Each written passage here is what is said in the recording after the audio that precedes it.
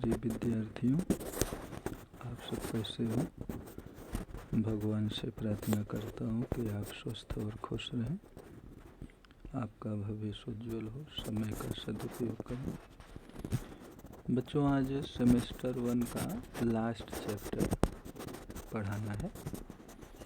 बहुत सुंदर चैप्टर है, तो केयरफुल हो करके पूरा वीडियो सुनिएगा और जो होमवर्क देंगे वो फेयर नोट में आपको लिखना रहेगा। चैप्टर का शीर्षक है गुड मॉर्निंग या जय श्री कृष्ण। आगे जो है एक्सक्लेमेशन मार्क है, आपको सोचना है। इसके लेखक हैं भोला भाई पटेल। गुड मॉर्निंग या जय श्री कृष्ण। तो जैसे वेस्टर्न कल्चर में लोग good morning, good afternoon, good noon, good night यानी समय देख करके नमस्ते करते हैं। और जो हम आपकी मूल संस्कृति है वहाँ समय नहीं देखते हैं, चाहे जो समय हो उम्र के हिसाब से प्रणाम, नमस्ते, नमस्कार ऐसा करते हैं। लेकिन जय श्री कृष्ण गुड मॉर्निंग ना कह करके अगर जय श्री कृष्ण कहें तो एक पंथ दो काज। जैसे किसी से बातचीत चालू करना है, कुछ करना है, पूछना है, तो पहले अभिवादन में गुड मॉर्निंग करते हैं, फिर अपनी बात को आगे बढ़ाते हैं, नमस्ते करते हैं। अचानक अपनी बात नहीं पूछते हैं, अपना सवाल नहीं पूछते हैं, पहले नमस्ते या गुड मॉर्निंग, प्रणाम, तब अपनी बात को पूछते हैं। इस निबंध में लेखक के बारे में आप घर पे पढ़िएगा, लेसन के बारे में बता रहे हैं। इस निबंध में लेखक ने सांस्कृतिक विविधता को पृथ्वी की विशिष्टता बताते हुए आशंका व्यक्त की है कि समूह माध्यमों द्वारा हो रहे पाश्चात्य संस्कृति के आक्रमण से, पाश्चात्य संस्कृति यानी वेस्टर्न कल्चर जो है अपने देश में बहुत प्रभावी है, हावी है। तो निबंधकार भोला भाई पटेल के विचार से पाश्चात्य संस्कृति के आक्रमण से कहीं ये संस्कृतियाँ विलुप्त ना हो जाएं। जैसे जो पाश्चात्य संस्कृति है, वेस्टर्न संस्कृति है, हम लोग उसकी नकल करते हैं। जैसे वेस्टर्न कल्चर में मौसम ठंडा रहता है, इसलिए वहाँ के लोग कोट पैंट टाई पहनते हैं। हम आप उसकी नकल करते हैं। तो कोई मांगलिक कार्यक्रम अगर चलो भाई ठंडी में हो रहा है तो कोट पैंट शोभा देता है, लेकिन अगर गर्मी में है, मई जून में हो रहा है मांगलिक कार्यक्रम, शादी विवाह, तो मैक्सिमम लोगों वेस्टर्न कल्चर की नकल करके कोट पैंट टाई ये सब चीज़ें पहनते हैं। तो लेखक को जो है चिंता है कि वेस्टर्न कल्चर के प्रभाव से कहीं हमारी मूल संस्कृति जो है लुप्त ना हो जाए, गायब ना हो जाए। निबंध का भारतीय पाठक भी, पाठ से पाठक, जो पाठ को पढ़े वो पाठक है, पाठक भी इस चिंता में अपने आप को शामिल पाता है तथा अपनी सांस्कृतिक विरासत के संरक्षण प्रति जागरूक होता है।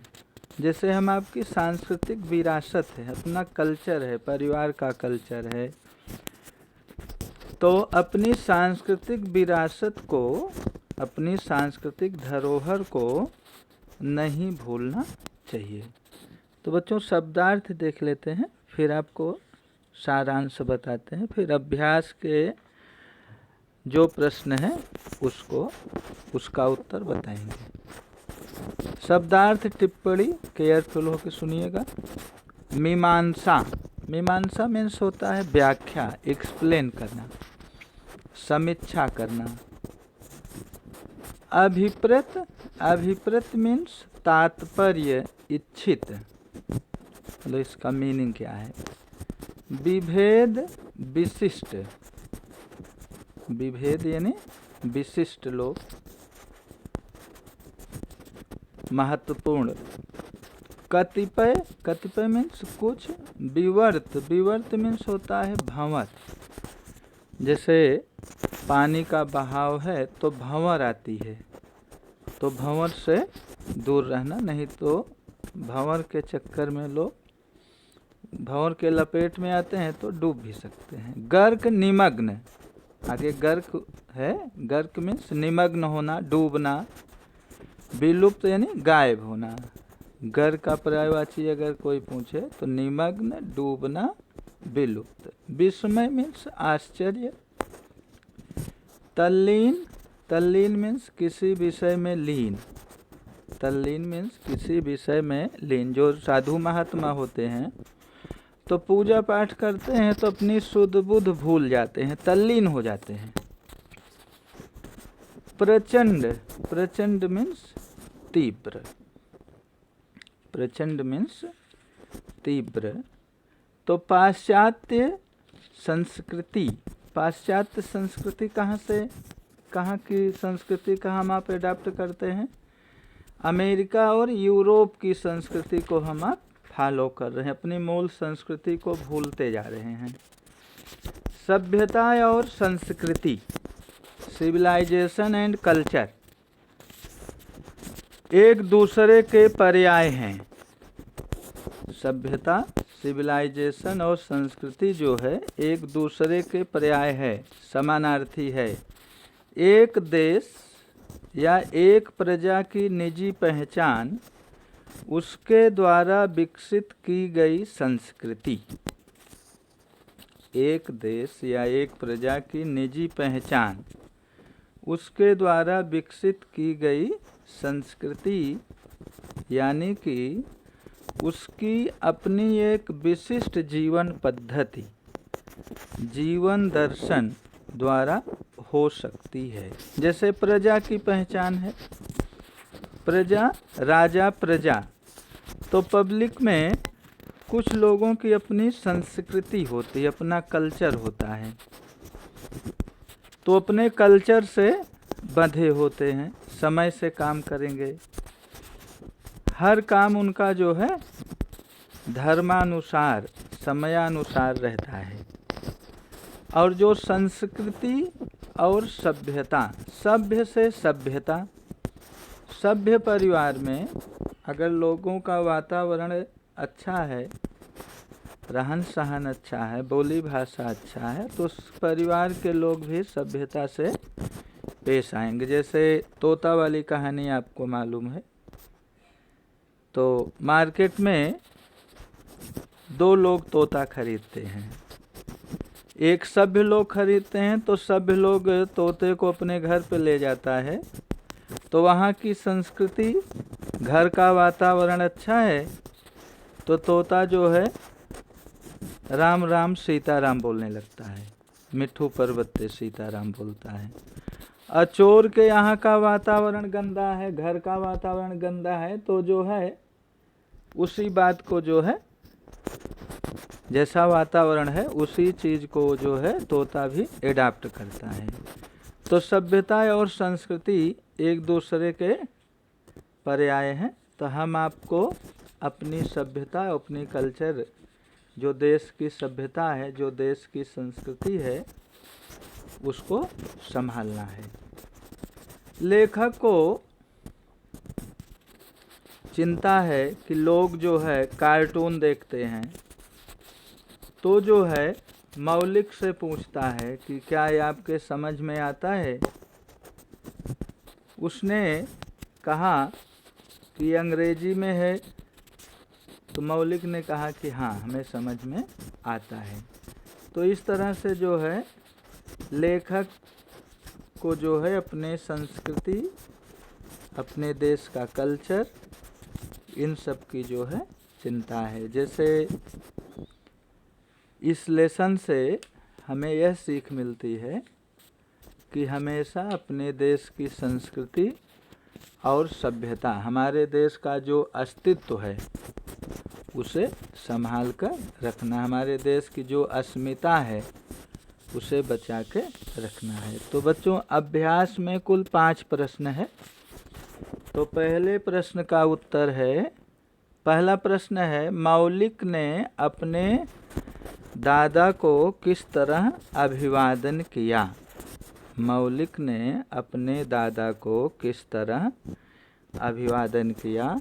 मौलिक ने अपने दादा को गुड मॉर्निंग कहकर अभिवादन किया।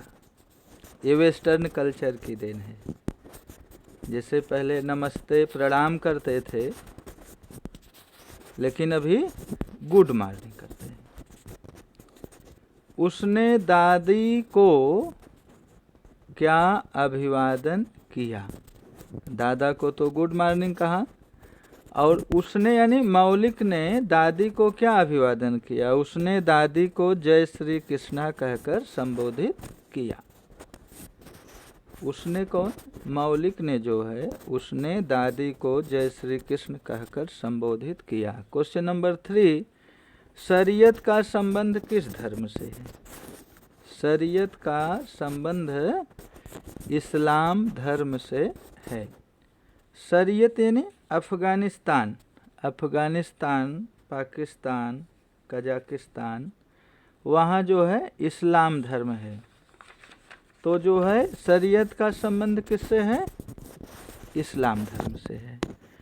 पश्चिमीकरण से क्या तात्पर्य है। पश्चिमीकरण अर्थात अमेरिका यूरोप द्वारा विकसित संस्कृति का अनुकरण। पश्चिमीकरण से क्या तात्पर्य है, अमेरिका यूरोप द्वारा विकसित संस्कृति का अनुकरण। लास्ट क्वेश्चन है, कार्टून के बारे में पूछने पर मौलिक ने दादाजी को क्या उत्तर दिया।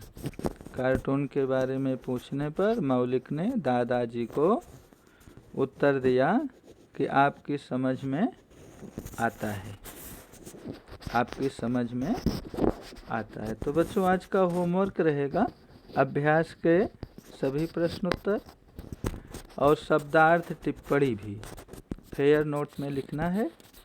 नेक्स्ट वीडियो जब बनाए भेजेंगे तो स्वाध्याय के जो भी प्रश्न हैं वो कंप्लीट जो है आपको भेजा जाएगा। तो fair notebook neat and clean रहना है, सुंदर शब्दों में लिखना है, और इस पाठ को घर पे कम से कम 2 बार पढ़ना। ज़्यादा पढ़ोगे तो अच्छी बात है। यही होमवर्क रहा। Thank you.